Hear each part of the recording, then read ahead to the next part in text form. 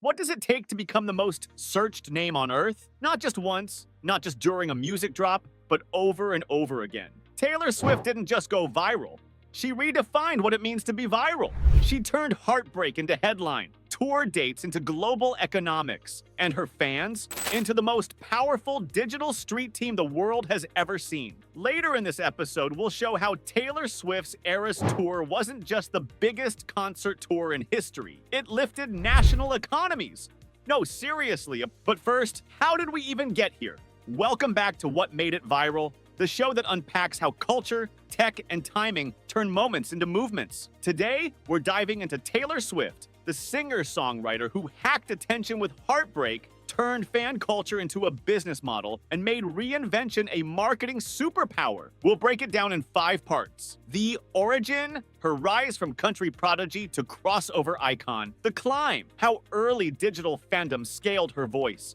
The tipping point, the moments that broke the internet.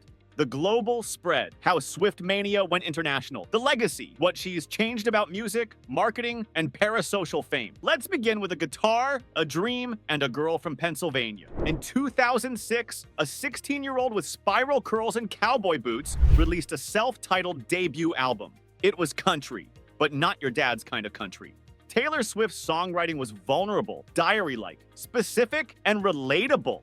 Songs like Teardrops on My Guitar weren't about sweeping generalities. They were about Drew, the guy who ignored her. That specificity, it unlocked emotional universality. And while Nashville gave her a platform, it was MySpace that gave her a voice. Swift was among the first mainstream artists to harness social media as fan intimacy. She blogged, she replied, she made her audience feel seen. It was 2006. Britney was tabloid drama. Beyoncé was polished perfection. Taylor was the girl next door. And that authenticity was her early viral advantage. She wasn't just building a fan base, she was building a community. And that community spread offline too. Fans created handmade bracelets, covered songs on YouTube, and brought signs to every performance, all organic. This wasn't marketing. This was movement making in real time. Taylor was also fiercely strategic from the start. At just 14, she convinced her family to move to Nashville.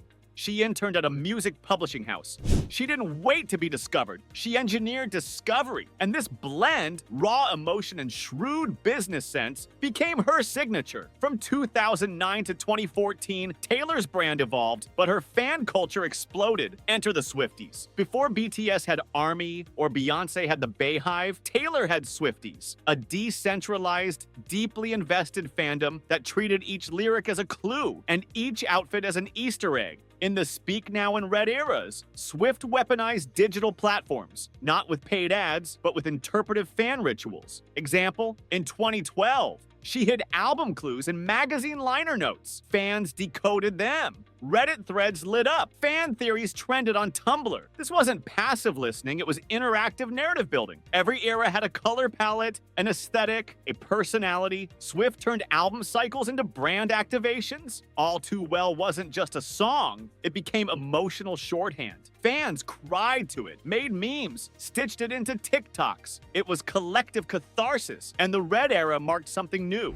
Taylor began reclaiming genre. With I Knew You Were Trouble, she blended country roots with pop drops. She became genre fluid before the industry had a term for it. Her social media presence became increasingly calculated, not to promote, but to connect. Swift liked Tumblr posts, followed fans back, commented on Instagram. That kind of direct parasocial engagement made Swifties feel more like collaborators than consumers. The line between fan and friend blurred, and that bond, it was the engine behind her viral rise. If you Google Taylor Swift viral moments, you'll drown in content. But 3 tipping points changed everything. 1. The 2009 VMA incident. Kanye West interrupting Taylor's speech wasn't just drama. It was a cultural fracture point. It cast Taylor as the underdog, America's sweetheart done wrong. The internet picked sides, memes exploded, and Taylor, intentionally or not, became a symbol of female resilience. That incident also marked her first global meme moment. GIFs, YouTube edits, late-night parodies. The internet couldn't look away. 2. The reputation era. After the 2016 Kim Ya call-out scandal, Taylor disappeared, then returned with Snakes. She didn't deny the villain narratives,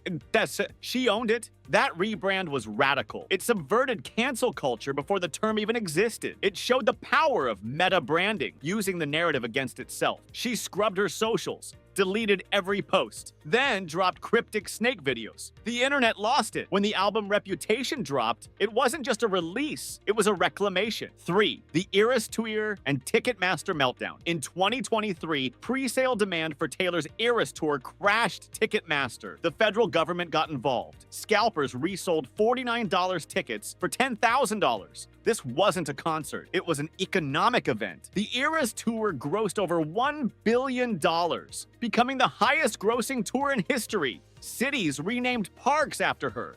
Hotels booked out. Local economies surged.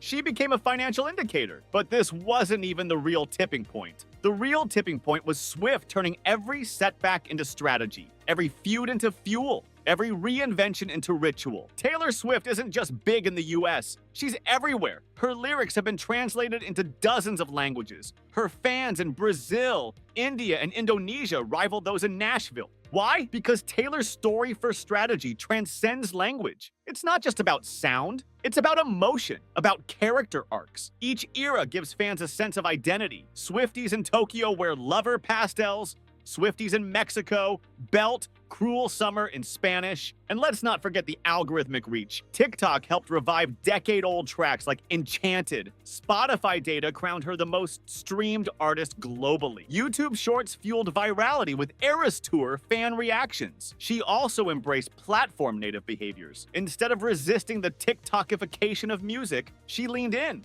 Her team seeded challenges. Her fans did the rest. International media picked up fan stories, from proposals at concerts to surprise meetups to flash mobs in malls. Swifties became a global movement. Even brands joined in. Starbucks changed orders to Taylor's Latte. Universities created Taylor Swift literature classes. At this point, virality wasn't something that happened to Taylor Swift. It was something she orchestrated. So what's the legacy of Taylor Swift's virality? Start with the numbers. Over 200 million records sold, 14 Grammys, 100 plus Guinness World Records, a re-recording campaign that shook the music industry. But her true legacy? Control. Taylor Swift pioneered artist sovereignty. She fought for her masters. She re-recorded her catalog. She made Taylor's version a business model that blends nostalgia with moral alignment. And she did it all while maintaining fan trust. Psychologically, Swift offers what psychologists call parasocial reciprocity. Fans feel like she's talking to them, not at them. She also proved that vulnerability doesn't weaken a brand, it builds one. Whether it's singing about loneliness, revenge, or rebirth, she offers a mirror, and people see themselves in her. That's why her fans get tattoos of her lyrics. That's why Midnight Album drops trend worldwide. That's why her influence spans music, tech,